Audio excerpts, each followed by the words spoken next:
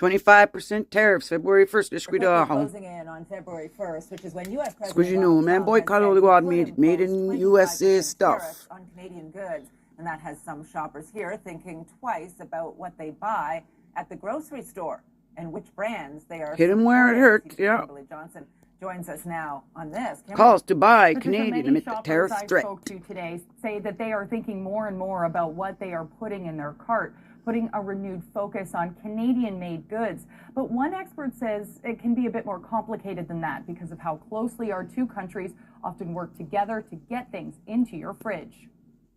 Picking out her canned tomatoes, Peggy Chambers made sure that she was checking the labels and buying Canadian. I approached it cautiously because I am very aware of what's happening. Buying as many Canadian products as she can is more important than ever for her because of the threats made by U.S. President Donald Trump that he'll impose a 25% tariff on Canadian goods starting February 1st. Chambers wants to make her voice heard in the grocery aisle. Looking at things, whether it's our dollar is so weak compared to the U.S. dollar. Man. A long shopping list. 70 cents naming popular grocery I'm not sure the other Canadian-made options.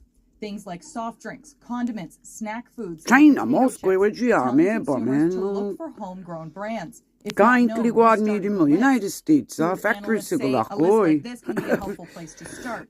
Some American companies use Canadian farmers and distributors, so it can be complicated. Yeah.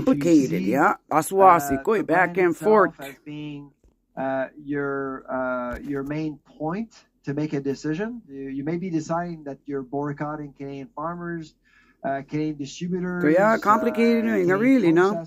But if you want to build a menu, there are clearer options, he says, when it comes to certain clearly Canadian food categories, dairy and meat, and some in-season produce. A boycott like this is actually an interesting phenomena because it gets people to start thinking about interested to see the next couple of months.